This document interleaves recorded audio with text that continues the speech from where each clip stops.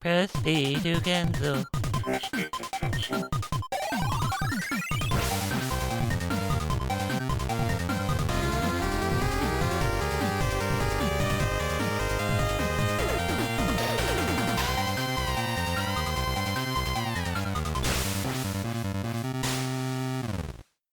All right, welcome to Press B to Wait, no, this isn't Press B to cancel. We don't have everybody here.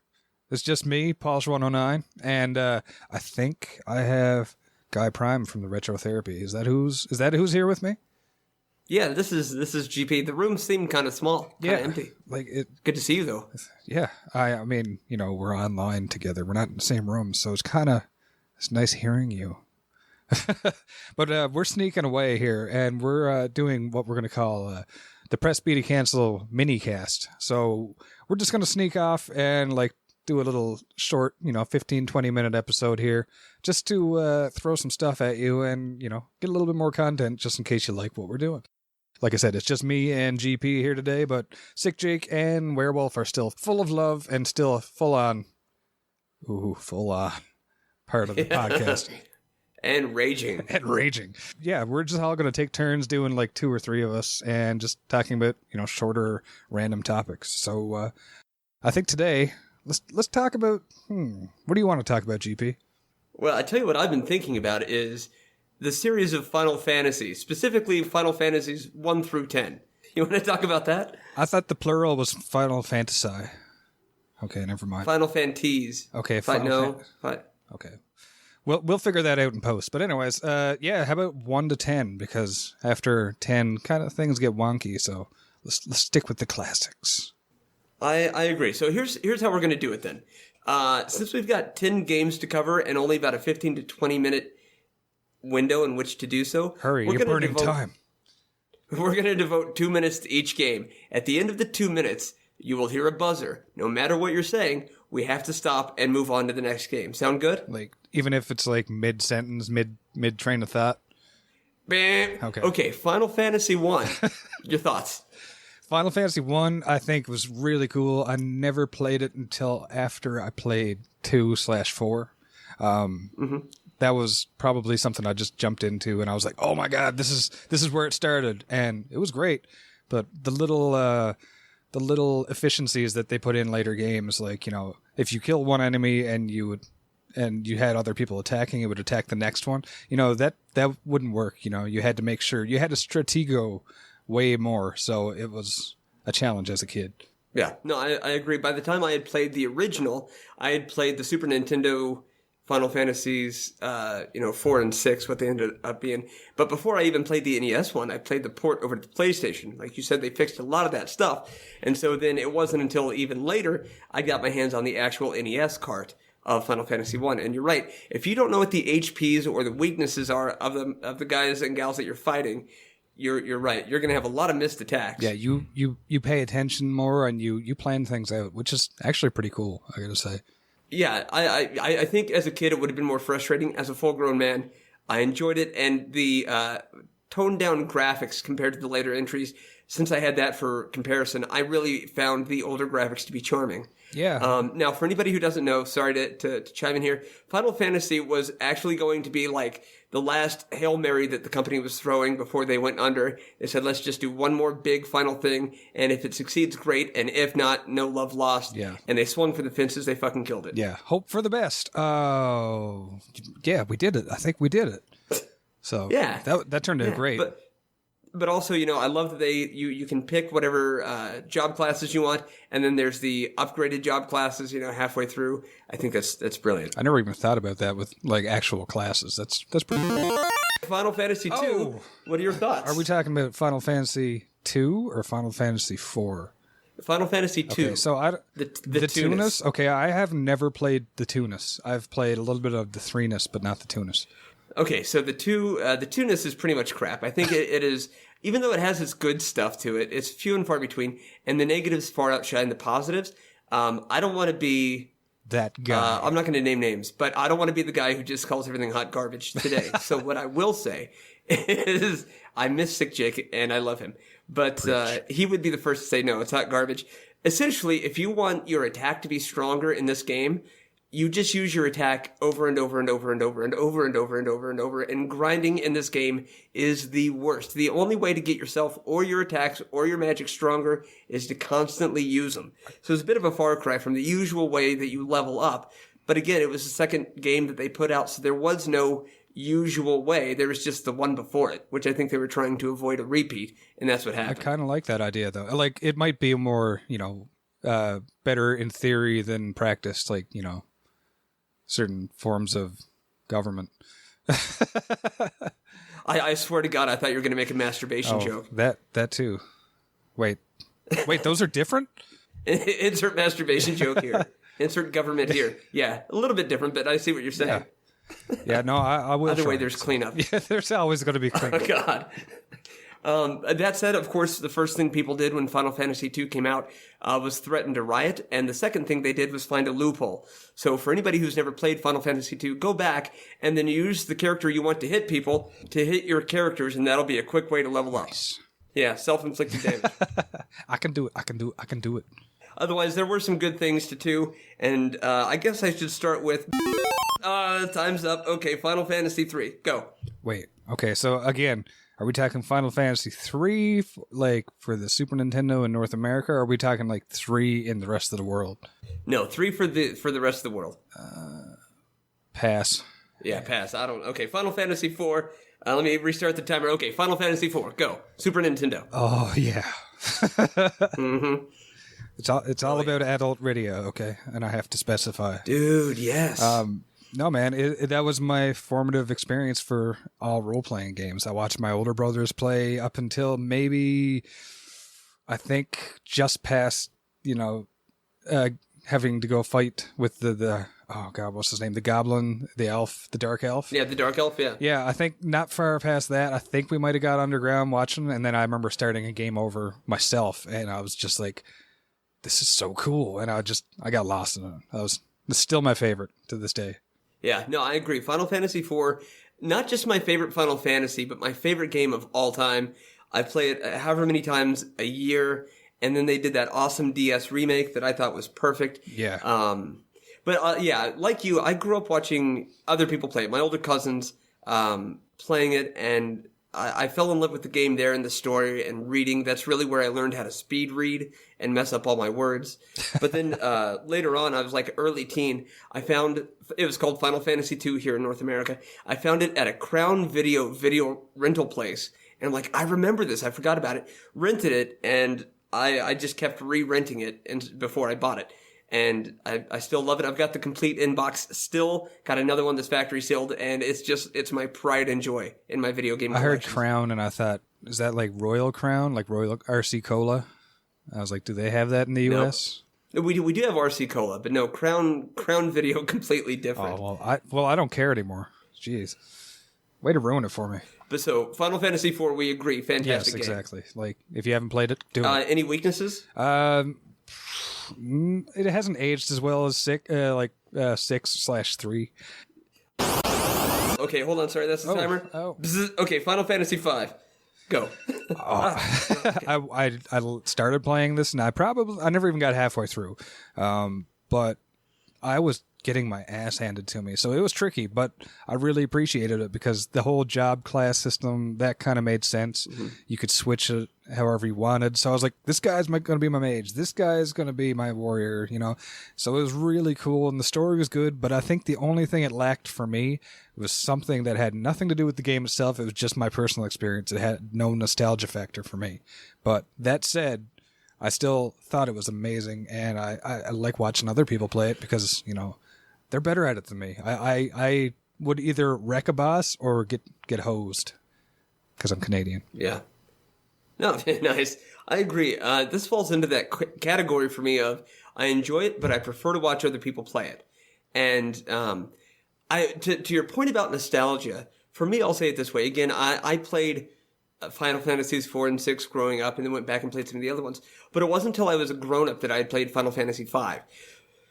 So by the time I saw it, while I didn't have nostalgia necessarily for that, the graphics and the sound and the music were all there. So it had a sense of like pseudo nostalgia without actually being like, oh my God, I remember this. It was, oh my God, this feels so good and familiar and comfortable. Exactly. So I love the game, but I couldn't quote much of it to you other than the music. And, like you said, I think they nailed the job class. And as far as the numbered Final Fantasy series, this one, in my opinion, does it best. And coming off of Final Fantasy IV, where everybody just had their own dedicated job class, I thought it was a great idea and well executed. It spreads it out a little bit, so you have a little bit more leeway to do what you want. Plus, I love the idea that like all this stuff comes to Earth from a meteor, and then you're kind of like checking in with it every now and then and finding out stuff. Yeah, that was something external. There's the alarm. We gotta go. Final Fantasy VI. Oh, can we have like 6? This is tough. Can we use the 2 minutes we skipped on 3 to go into this one, because I love this game too. Like, it's not my favorite, but it's my second favorite, and it's just because it's so good. It aged better than any of the others, as far as I'm concerned. Yeah, we can probably give it a little bit extra. Let's give it an extra time, okay? Because we've got a little bit extra time made up. So yeah, from skipping over 3. Yeah, I love the characters. I love the graphics. Like, the pixel art is just amazing. The sprites are just satisfying. The music, probably I have some of the greatest memories of, because it's just all of it. Like, even Kefka, I hated Kefka's music when I was a kid, and now I'm just like, this is perfect for Kefka. No, I agree. I think 6 stands alone in its uniqueness, while still being, this is between 6 and 7. There's a jump that is made from the 2D to the 3D platformers, or not platformers, but platforms, and this is the last hurrah for the Super Nintendo Final Fantasies, and they fucking killed it. It was fantastic. Yeah. It was, while I said 4 is my favorite, 6 I can concede is probably a better game, in popular opinion. Yeah, I will agree. It's a better game overall, but my personal favorite is 4, because it's got the feels, and that's saying something, because I got the feels for 6 like crazy. So.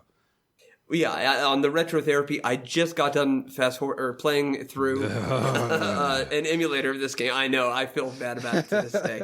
But I just got done playing through Final Fantasy VI for the first time in years, and it is even more so than 4. The ending is so emotionally...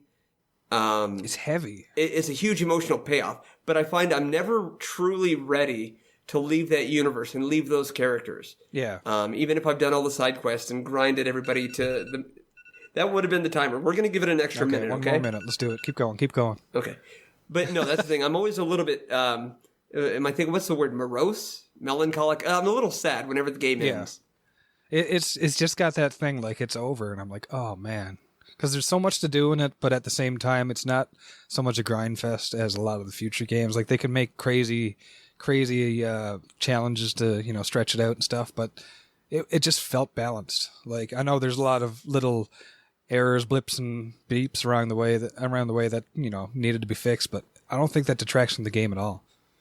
Right, and one thing that it expounds on, even from Final Fantasy V, where in 5 you can do the job classes, in 6 you can infinitely customize anything, and this game has so much replay value. Yeah, you can boost the stats of everybody, and you make this one a mage, and you can worry about just doing it your way. There's still customizing there that you can actually do. Yeah, but I mean, 7 is overpowered always. Well, and let's go ahead and do that, because there's our minute. So let's go. Final Fantasy VII, go. Oh man, it's a game changer, and they did a great job. I don't think it's aged as well as 6 or any of the other games. Like, people look at it and it's a classic for a reason, but I don't think it held up as well. Dude, yeah. It hasn't even aged as well as Gary Busey. Oh, no, I wouldn't go that far, but still.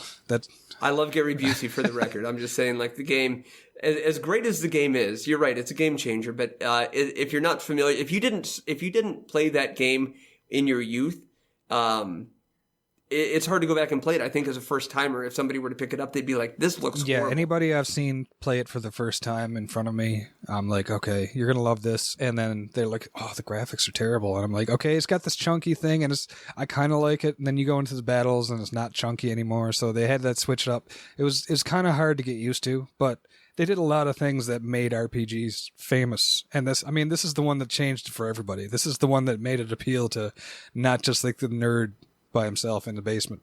You know, it made RPGs all of a sudden cool, you know? And they did a lot of stuff. Well, who's that actor? Joe Manganiello or Manganiello? You know who I'm talking about? I'm talking about, yeah.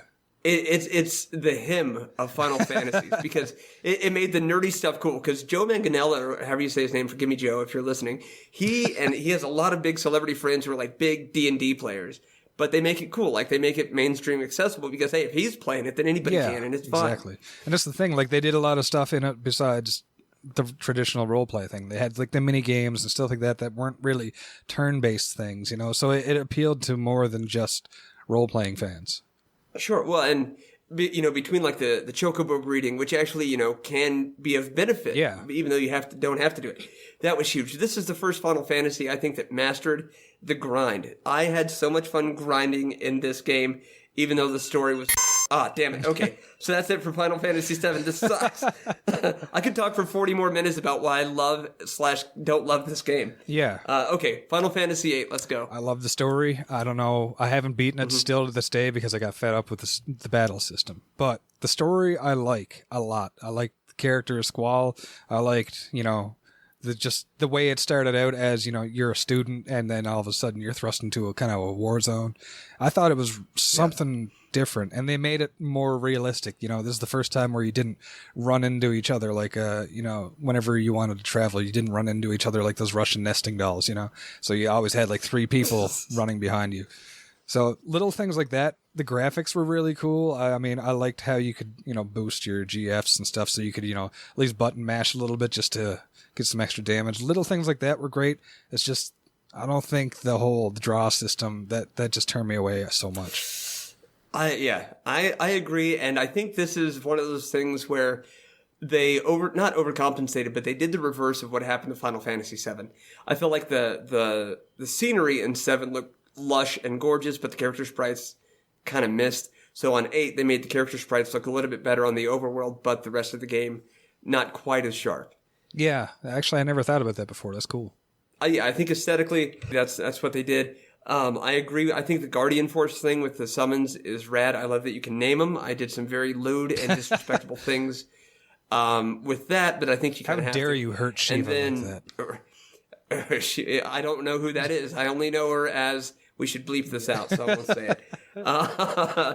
But no, otherwise, I think it's a great game. I watched a friend from the channel, Asuka Cross, play the remaster when that got released. And it looks great, and he really made it fun. So I'm into the game. I don't have any hatred for it. I love the story. It's worth playing through at least once, and I got to beat it. That's all I can say. And never before has a game existed where you have to do so little to make somebody so OP. There's the timer. Okay, Final Fantasy 9. 9. What do you think? Let's talk. I only played 9 for like the first time, maybe a year and a half, 2 years ago, and I loved it. It was just kind of call back to all the classic stuff, the cuter graphics, the cuter sprites, but they kept it all like that, so it was a system that was easy. Like you didn't have to go crazy with it for customizing. If you just wanted to go through it, you could, and it was satisfying. That's what I liked about it. Yeah, they lightened up a lot of the color palettes, but that was not to say that the emotional heft of the game was not there. Yeah, exactly. I like what you said about the kind of chibi feeling of the characters, but then like I will never forget seeing the cutscene, the CGI for Alexander. Oh yeah, you know what exactly, I'm talking about? Like those things, considering how gorgeous the cutscenes were, to be put in the middle of a game that looks like Final Fantasy IX was so like awe-inspiring and just next level. Crap your pants impressive. I love it. Exactly. Like they made sure it was good. I love it. I got to say, a lot of people aren't a fan of it because they made it a little bit too like innocent looking, too childlike almost. But I thought it was great because it was just a fun game, a good story. I wanted to keep going with it. Yeah, very well executed, and it reminded me in ways of Final Fantasy IV in how I felt for the characters. Yeah. With 6, like I said, I didn't want to leave that universe. By the time 7 and 8 were done, you're just like out of breath and like, wow, that was wild. But I missed the characters from 9 the moment the game ended. You know what I mean? Steiner in trance mode. Come on, that's badass. Yeah.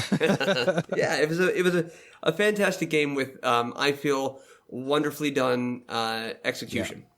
And Vivi and Steiner together, those are my combo. I loved having those two in the group. It was just satisfying. There we go. Sorry, that was it. Yeah, they are Bay.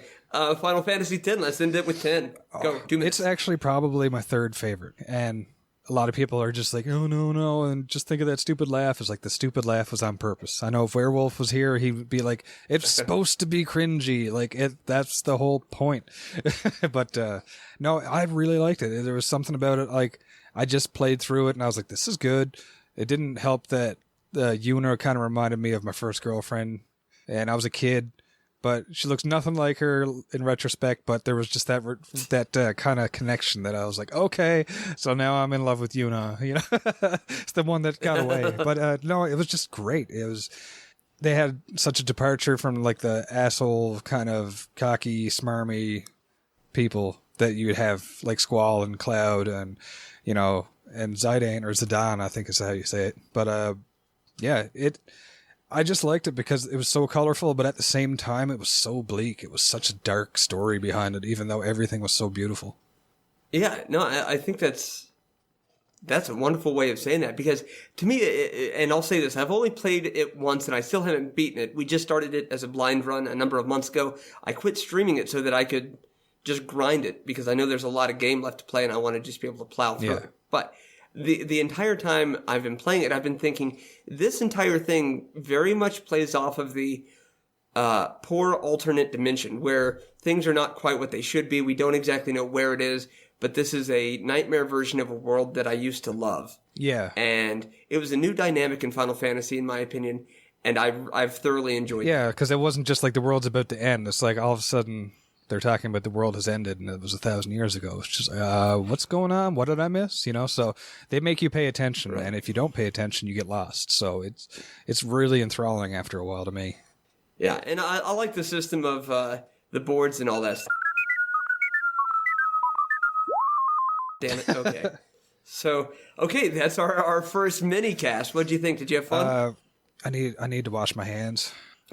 I feel like maybe we should have given every game 3 minutes. I mean, I could still be talking about Final Fantasy IV. Yeah, that's the thing. And there's so much to say about 6 and 7 still, but yeah. I think we hopefully we distilled it down. We condensed it enough that I think people know where we stand with it. So hopefully, you got a little bit of nostalgia out of that, and you're just like, you can understand where we're coming from when we're talking about these games. And if you disagree, then I mean, that's great, because now we got something to talk about. And if you disagree, go ahead and let me know, but don't take more than 2 minutes, because that's just not fair. Exactly. You have 3 minutes on Final Fantasy VI, 2 minutes otherwise. Yeah, otherwise, no. Very, very cool. I kind of wonder, should we have done 20 seconds? No, okay.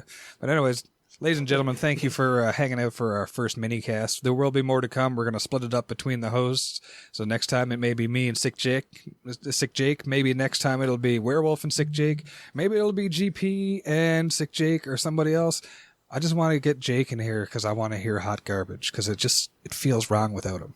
we need a point counterpoint. Yeah. and that said, there may very well be future full-length episodes in which we discuss Final Fantasy, but it seemed like a shame to be doing so much of the podcast and be this deep without really discussing any of them. So we wanted to crank out something fun and short like this. So I think it was good. So yeah. Palsh, go ahead and tell everybody where they can find you. You can find me here at Press B to Cancel. Every now and then I will stream on Twitch under Palsh109. And that's it, really. Well, and as always, I'm Guy Prime with The Retro Therapy. You can find The Retro Therapy on Twitch pretty much daily. And then all the social medias, just search for The Retro Therapy. And then, of course, here on Press B to Cancel with my homeboys. Are you on like Habbo Hotel, or do you have an Angel Fire site? I don't know what that is. Angel Fire GeoCities site? Come on. Look, yeah, if you have to swipe left or right, then it's not me. Okay. But it's, Instagram and Twitter and Twitch and, yeah. So that's good. That's good. All right. Well, this has been Press B to Cancel. Thank you so much. And we will catch you again next time.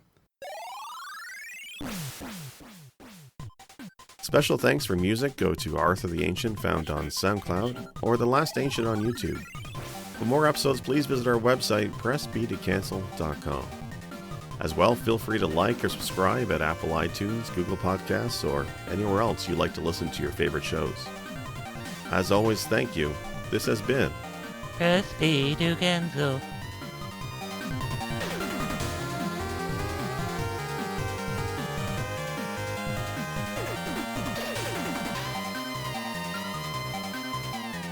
Krusty Duganzo.